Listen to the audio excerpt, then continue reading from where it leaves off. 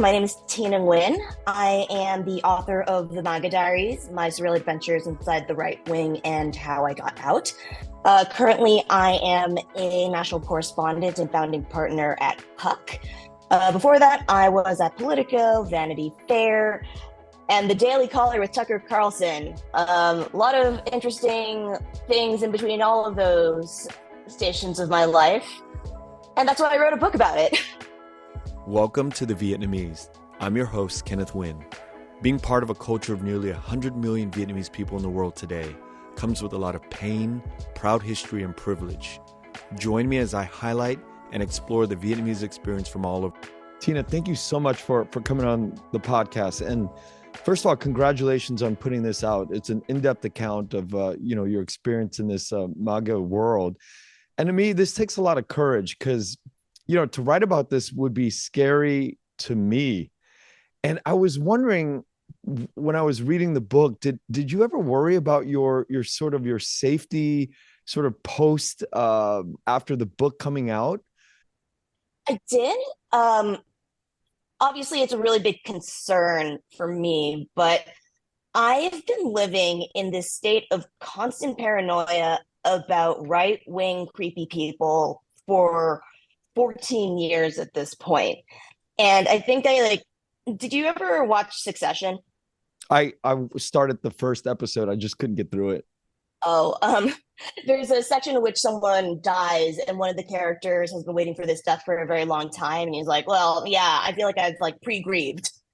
It's very sad that he's died and all, but I've pre-grieved. And I feel sort of like that right now, where I've been worried about internet stalkers and people finding my address and coming after me for ages. But if you always prepare in advance for every terrible possibility out there and get information and know exactly how people act, it's not that scary when it actually happens, because you know that it's going to be something you're confronted with. And here's how good I plan on preparing for things. And I go into this really in depth in the book. I was pretty aware that there might be violence at the Capitol on January 6th, but instead of going oh my God, I can't believe this is happening, I game planned this out with a friend of mine who was a war correspondent. And he was like, all right, I've covered civil unrest before in the past. What you need to do is keep an eye out on law enforcement, keep an eye out on internet chatter, keep an eye on the mood of the crowd at any given moment, know when they're probably going to get violent, know when you can probably calm down, know when it's good to identify yourself as press, and know when it is safe, when it would actually make you less safe. So the moment that things started going south, I was like, all right, I'm not going to freak out right now. I am here to report, but all of the knowledge I have in the back and all of the preparation I have is kicking in. So there is weird threats and pushback from the right now, but it's not as bad as I thought it was going to be, because one, I approached this book very carefully and tried to keep it as factual and straightforward as possible, instead of going oh my God, everyone was a Nazi. But I mean, there are actual white nationalists and Nazis in the book, some of whom I knew very well in the past. But if you go into it going this person is definitely a Nazi and a white nationalist, and I can say this is why they are, versus this person is kind of questionable, I am not going to go as far as to say they are a white nationalist, but I am going to really go in depth about defining what their views are. Then people don't get really mad. So the only people who are mad at me right now are the actual white nationalists who have conspiracy theories about me being an Israeli spy. And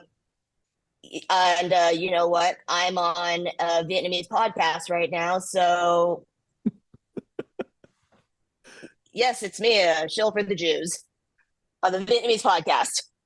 So Tina, I was going to ask you this much later in the interview, but since you brought it up, the January 6th day, you saw flags of the Vietnamese South Republican government. I'm sure that must have made you feel some sort of way, Can you tell me about, that experience? Mm. Yeah, that was that was really odd. I had known in advance that there is a big disinfo issue with like older Vietnamese refugees from like who remember the fall of Saigon and who actually like fled. And in the months leading up to it, I started getting all this information about Vietnamese American Trump voters who really, really liked Trump, and targeted disinfo campaigns aimed at this population through Facebook and online media. And the very clever insight that whoever made this came up with, that like Vietnamese language media just does not exist um, in like a mainstream context. It is like fairly partisan. And so leading up into this event, I kind of had the idea like circulating in my mind of like, okay, yeah, there's a big segment of the Vietnamese population that believes that Biden is a puppet of the Chinese Communist Party, that Hunter is like corrupt and evil. I don't know exactly how mad they're going to be about this, though. And the fact that they had mobilized and come to this event from as far away as Texas and like Washington State, like they had gotten on those convoys somehow, or someone had organized a convoy and brought Right. them there, was like really messed up. Um, so the translation between like I am Vietnamese and believe this thing to I am Vietnamese and I will actually show up to the Capitol on January 6th was like mind blowing to me. And I don't know how that happened. I honestly don't. But yeah, whatever willpower there was to get the South Vietnamese flag to the Capitol as that symbol of like, here's how bad the country, like, here's how bad the country got when communism took over, and here's our symbol of resistance against whatever's happening at the Capitol. There's a big Is disconnect. is a huge disconnect, and I think that element is really underappreciated when you talk about. And I really apologize for explaining my industry like this because it's a loaded term that is like really pushed by right wing media, elite mainstream media. Like they that entire narrative, that entire storyline just completely like they lost it completely because they just did not know about it. They were just like, oh no, everyone here's a white nationalist. I'm like, guys, look at that. They're not all white nationalists. Some of them are like South Vietnamese nationalists, but that's very different. Your answer opens up so many questions in my mind, but I want to go back to your mother, um, Mm-hmm. because your mother went to Harvard and she got a PhD in education at Harvard, right? Mm-hmm. Now, from where she was in sort of your mind's position politically, that's probably very far from what you saw on January 6th, the Vietnamese that showed up there politically, and how educated she was. So when Mm-hmm. you think about the Vietnamese community sort of like leaning really into the MAGA movement, how far of a distance is that in your mind from where your mother was to today, where the Vietnamese community that showed up on January 6th? Is that like a huge space in your mind? I don't know, honestly, because my mother died way before January 6th. She actually passed away from cancer in 2017. So, right at the very beginning of the Trump administration, before the entire fake news media trend started kicking up. And within my own family, there was a really big split between people who were pro Trump and people who were pro Biden during that time. Then there's like a couple of relatives who did go full blast MAGA, and I think there's a difference between I'm voting for Trump because I am afraid of XYZ to and like problems grounded in reality.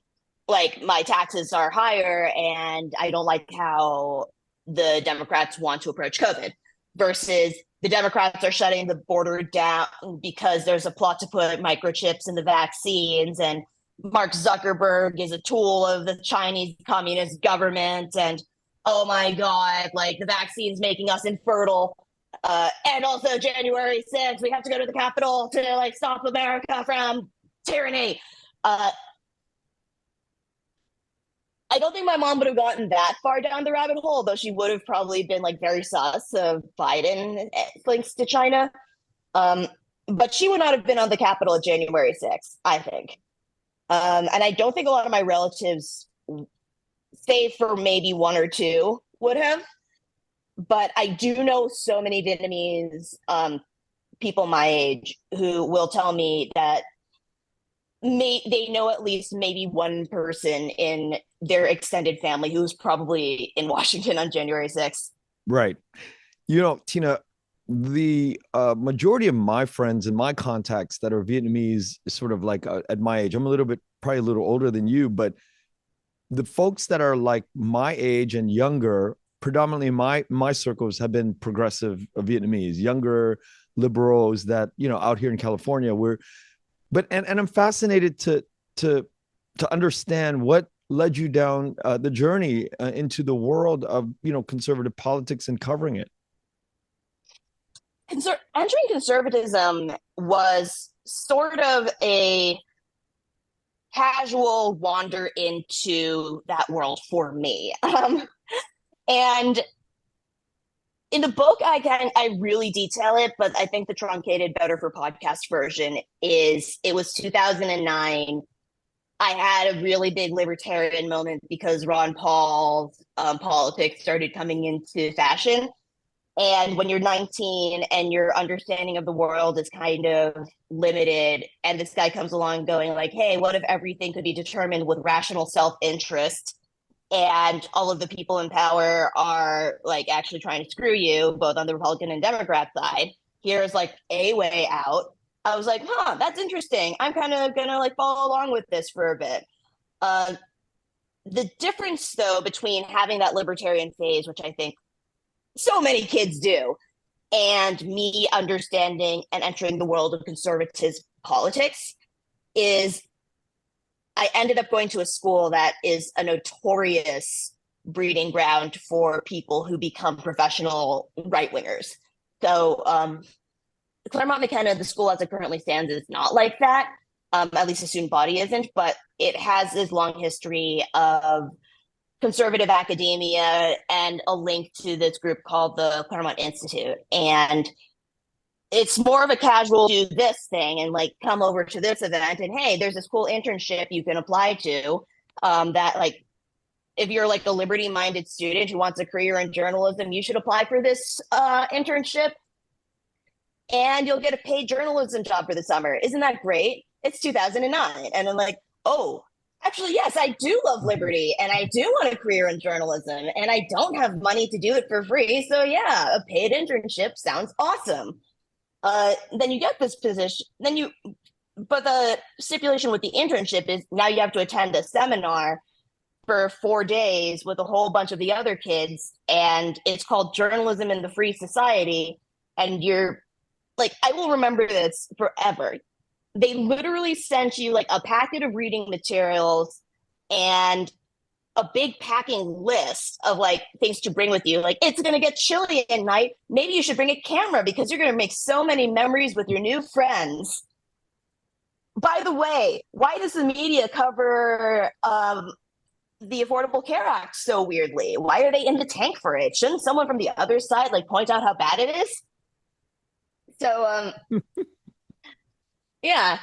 And when I look back on it, I'm like, wait a second, this wasn't just like a nice little camp. This was an actual like proving ground for whether they had picked really good students to be proper conservative journalists. And then they identify the people from that cohort after the internship who seemed like the most diehard, committed people to the cause, who were talented.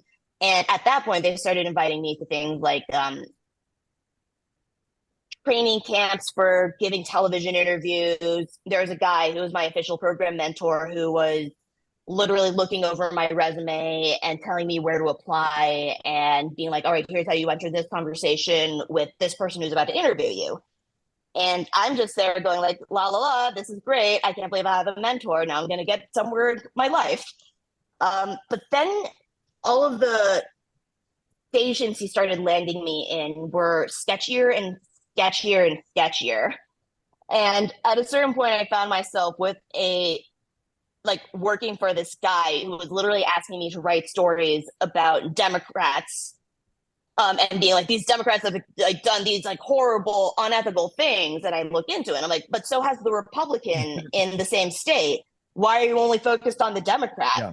And when he started telling me that, like, oh, it's because no one talks about the Democrat and everyone only talks about the Republican, and we have to hit the Democrat. And I'm like, I'm gonna look you up. Oh, Jesus, you've never had a job in journalism in your life. You used to work for the Koch brothers. I'm out. I can't do this. It was like people keep asking me the moment I left the movement. And it was the moment I realized that the movement was trying to turn me into a person who was deliberately not telling the truth as a journalist. And it wasn't just like, oh, I found myself taking up this job. It was this person who I trusted as my mentor was deliberately giving me all of these shit jobs because he was like, oh, these people are allies of ours. That was the term he used. And like the more that he kept doing that, the more I was like, there's something very deeply wrong here. I'm out. Now, the entire time you were sort of at Claremont and you're going to this camp and you're existing in this world, I kept imagining that you are the only Vietnamese woman, person of color in this tribe of probably predominantly white guys who are believing in this sort of way. Did it ever occur to you that their views and who you are might be very different, or the I can't imagine like the jokes or the when you're bonding with people, they get comfortable and they say certain things and it's just like, wait, that doesn't make me feel good or feel in the right place. Did that ever go through your mind? It's definitely gotten more heated ever since I left in 2012. When I was younger, the appeal of that like early libertarian movement was that like it doesn't matter the color of your skin or your gender, like the rules of liberty can, like the rights of man and liberty apply to everybody. And I think pretty much everyone in that seminar who was with me believed that at the time as well. But there were people there who were a bit more extreme in their like views of what liberty was and who had the right to access it. And that's, I think, where you start getting very specific to people's beliefs. Because if you're just like, oh, yeah, everyone here was like, we hate minorities, blah, blah, blah, that's like pretty simplistic and kind of ignores exactly how well these beliefs, like actual not like white nationalist beliefs can like mainstream themselves, because they like go very deep under the radar and they sort of like package themselves in a like more respectable veneer. And this is how deep the racism inside this movement can be without me noticing it. The mentor who I was discussing earlier, like years and years later, it was revealed that he had run this private email chain called Morning Hate. And it was him and a whole bunch of conservative journalists who were secretly white nationalists. And we're not talking like, oh yeah, they have like weird stances against the like it wasn't like, oh, they have a weird stance against affirmative action. It was like, let's come up with crazy names for minorities that are hateful. Heil Hitler. Hitler was great. Why can't we go back to Hitler times? And I'm like, wait. You were there. You were secretly orchestrating this group to slip white nationalist ideas into conservative journalism, which, like, if they had known you were doing this, they would have fired your ass immediately, which they did when the thing came out.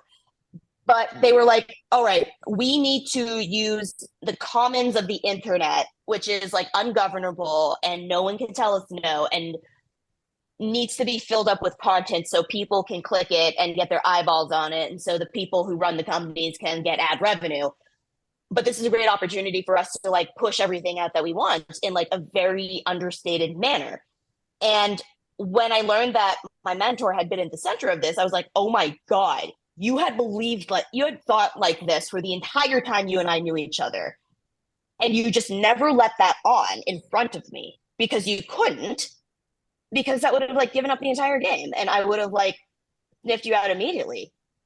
Like, it is a very deep hidden impulse, and I This is just didn't know, and I just didn't know it until it was way too late. this is your mentor, John Elliott, right? Yes, the literal program appointed mentor that I mentioned, I brought up earlier. Yeah. Now, when you look back on that and you think about the sort of the signs of, or not the signs, but did you kick yourself in the butt going, how could I not have seen that? I mean, is it that well hidden? The intentions of guys like that, are they that good where you just can't see it? Now I think the next generation is a little bit more open with it, which is a little disturbing, but we can get to that later. The back then, certainly back then, they were much better at hiding what it is they wanted to actually do. And the way that I describe the world of conservatism is less that like there is a secret, like there is a plan and a set of marching orders, and everyone is in full agreement that you're going to do one thing in order to make America great again. It's this really loose network of that's been around since the 1960s, and it's moneyed and full of people who've made their careers as professional conservatives. And it's a bunch of people going like, hey, I know you because you worked at that thing that I've heard of that I had a friend work at, or like, oh yeah, don't you know so and so, we went to this thing together. Oh, okay, I trust you. And it's more like the Ivy League in that way, where like there is a network of credentialed people who kind of float around in the same circles, and you kind of do favors for each other. And that's how all of a sudden you find that your friend that knows that guy, that there, you'll find that you have suddenly like 1 or 2 degrees of separation from a secret white nationalist training camp or whatever. And maybe that gives a little bit too much credit to the general world of like being a Republican and being a conservative. And like, keep in mind, I find this a very different, it's a very different entity I'm talking about here rather than like Republican voters or Right. evangelical voters. Like, there is an entire cottage industry that exists specifically to like push the culture wars in this direction, and government and like the law and like basically any sort of civic institution you can get your hands on. There is some right-wing group who knows everyone else in the other right-wing groups that's trying to do something about it. You know, this is traditionally how I've seen the machines on the Republican side and the Democrat side.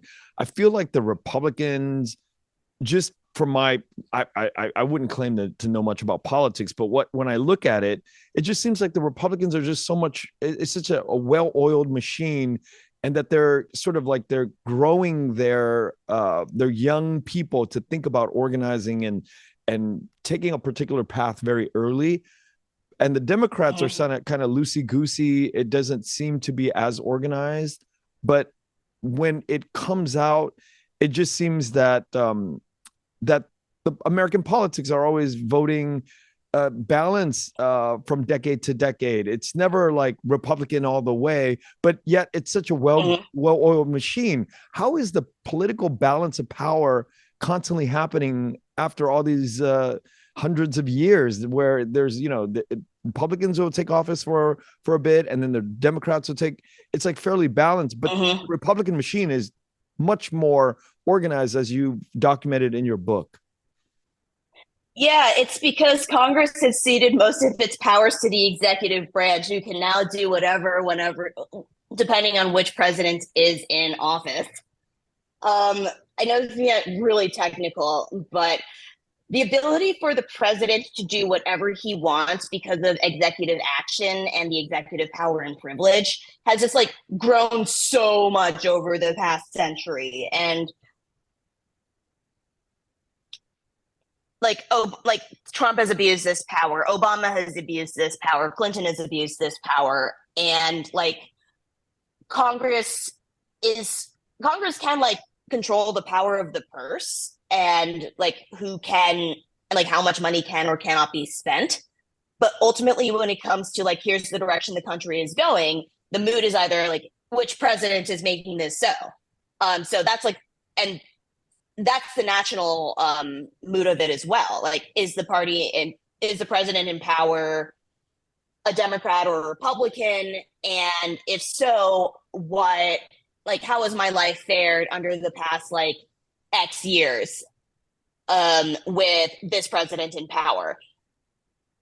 Weirdly enough, like if you go back through history, the overwhelming trend during midterm elections is that like people get dissatisfied with the president in charge for like some amount of reason and will start voting for members of Congress who are in the other party.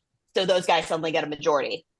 This year was an anomaly because Trump was so heavily involved in the 2022 midterms that like even though Biden oversaw an economy that like sucked and was still like dealing with the aftermath of COVID, and those regulations were weird and patchwork and kind of like upsetting to a lot of voters. Trump being there and pushing all of this crazy conspiracy denying rhetoric was so unacceptable to voters that the Republicans who thought they were going to have like a 30-seat majority suddenly ended up with like a 5-seat majority. And that's why Congress right now is in such a chaotic state of like, we don't have a speaker. Like, we might not have a speaker by next month, just because there aren't enough conservatives or GOP members to protect that speaker. All of this to say that the balance that you see in the electorate really has nothing to do with the like who has power in the federal government. The people who are voting elected officials into office just kind of go on the mood based on what tone the president is setting. Got it. After writing this book, is there any silver linings to the MAGA movement? Silver linings. I think, yeah. Here's something that I really want to make sure people come away with this book understanding is that like the conservative movement, as I depicted it, really got taken over by the MAGA movement. But that is also because the conservative movement and the one I grew up in was very like insular and like, oh, you have to be a smart person to get in, and then you're going to be reading all of these texts about how the economy should be and how human rights should be organized. And this is a thing we have believed since the 1960s. And this is what conservatism is. Trump came in from the outside and went, actually, I want to do populism. And then a huge percentage of the voters who used to be like the conservative base, Tea Party guys, were like, actually, we want populism too. The Democrats aren't going to give it to us. And here's the guy on the Republican side who is going to give us populism. We want him. And the movement suddenly goes like, oh, we didn't anticipate this. Yeah. But they were absolutely powerless to stop it.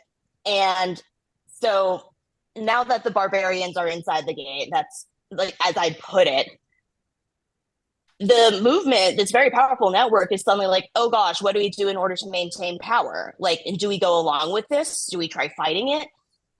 If we try fighting it, then are we going to be seen as disloyal? And not like, and I just don't say that as a marketing overall sense. Like, I have seen people absolutely lose every family member, every friend they've ever made, their careers, their livelihoods, like the thing that they had lived for since they were 19.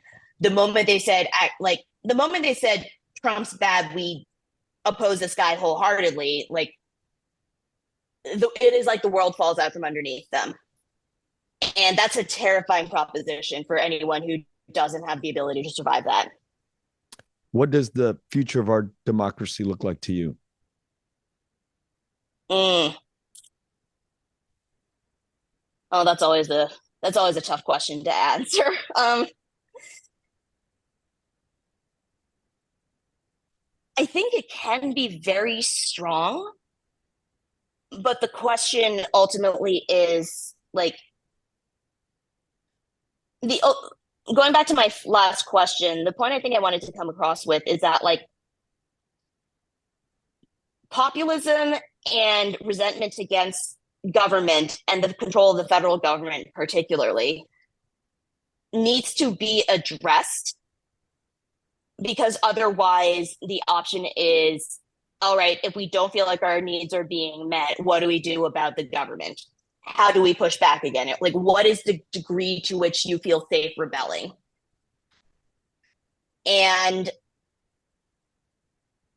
if our elected officials do not find a way to meaningfully address what is like what voters are feeling, I cannot imagine good things will happen from it. And I'm not just saying this because I think, oh, every elected official is kind of living in a bubble, though, like I do kind of believe that.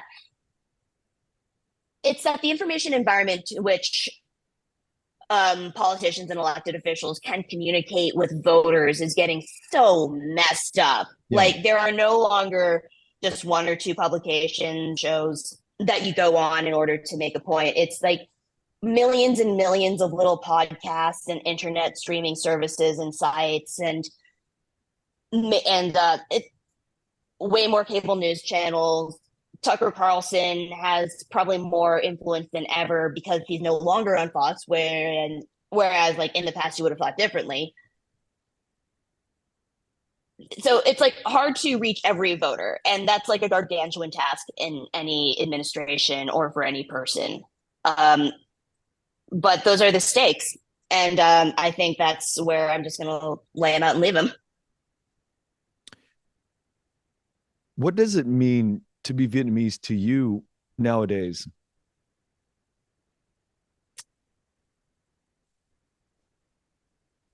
For me,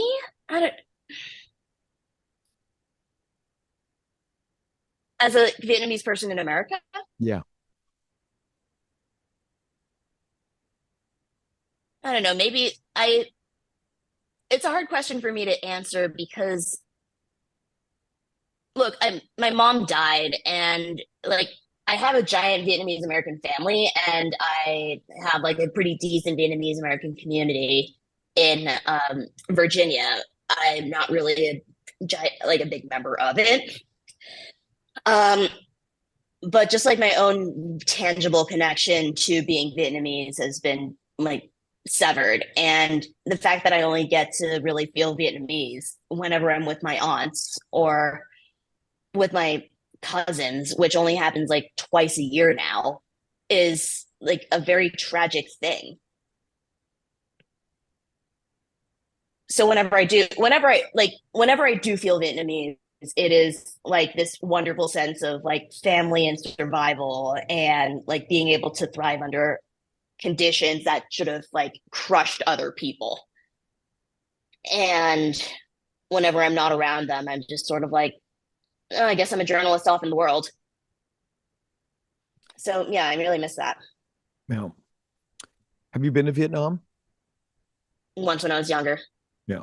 I would like to go back, but I don't really speak that much Vietnamese, so I feel a little bit like lost wandering around. And I've tried learning Vietnamese once and it didn't take.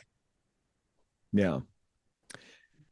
There are pretty big differences, I think, between young people on the East Coast and the West Coast as it relates to politics and involvement in politics. And there's a difference between East Coast Vietnamese, West Coast Vietnamese. There's all these differences. Do you recognize these things spending so much time on both coasts? Oh, yeah. Can you talk about that? Oh, sure.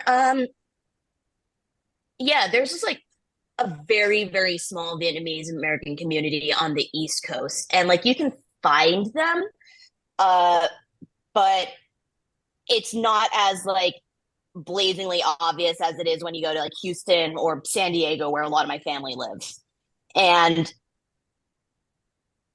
I think when you just like go to the West Coast and you just fall into and you like enter Orange County and you're like, oh, it's my people. All right, it's everywhere around me. I have a tangible sense of who I am. And then when you're in the East Coast and you're Vietnamese, you're like, oh, okay, I gotta go find the Vietnamese products in the end of the like Chinese supermarket, and we have to go past all of the Japanese stuff to get there. It is like very like Asian American monoculture that you kind of find yourself as a little tiny part of, but like the idea of like a South Vietnamese identity or nationalism wasn't particularly strong on the East Coast until you get to places that have larger communities like Falls Church or yeah, Falls Church. Yeah.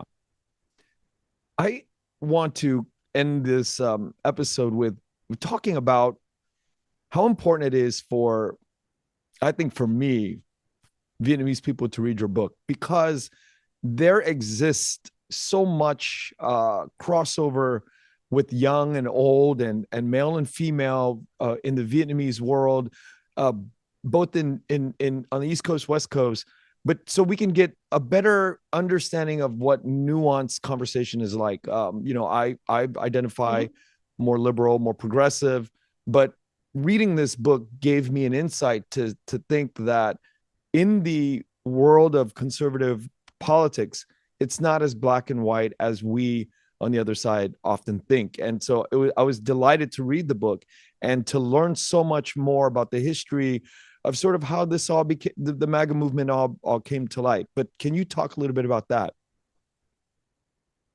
Yeah. The process of writing the book or the like overall history of it. No, the reasons why we should read it in the Vietnamese community. Because Oh, yes. Yeah. Oh man. I think that, and this happens to pretty much everyone, not just to the Vietnamese community, but like shifts in power and things that happen in Washington and policies that just like come out of nowhere don't actually come out of nowhere.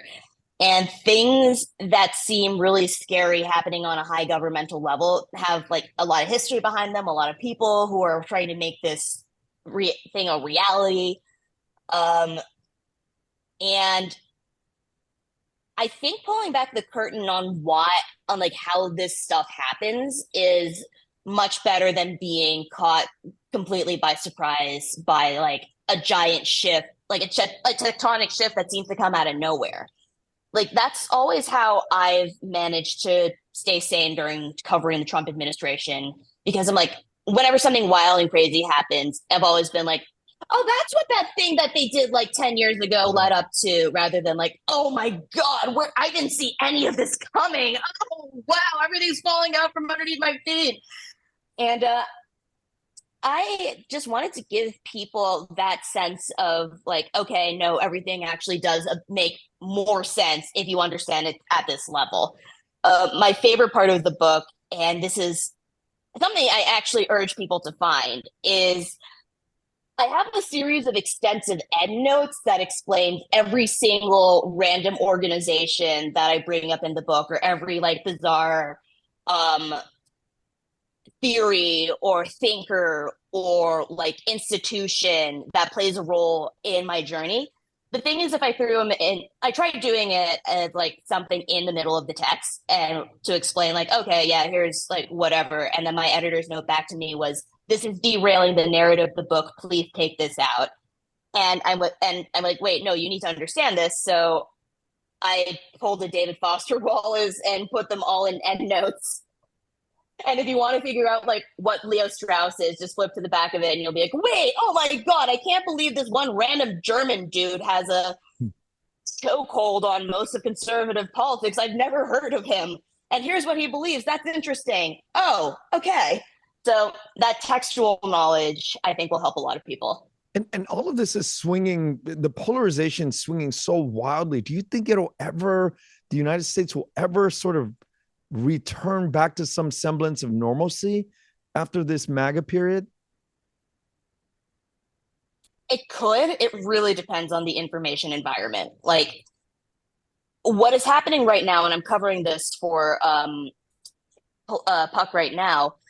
is that there are two different channels in which voters are receiving information that informs how they vote. And one of them is like mainstream, and one of them is a vast, wide conservative network that is just like huge and fringy and has tiny little audiences, but in the aggregate, they are much bigger than like the readership of the New York Times or the viewership of CNN. And in order to keep our democracy together, and this is my theory, like that information environment has to be reconciled somehow.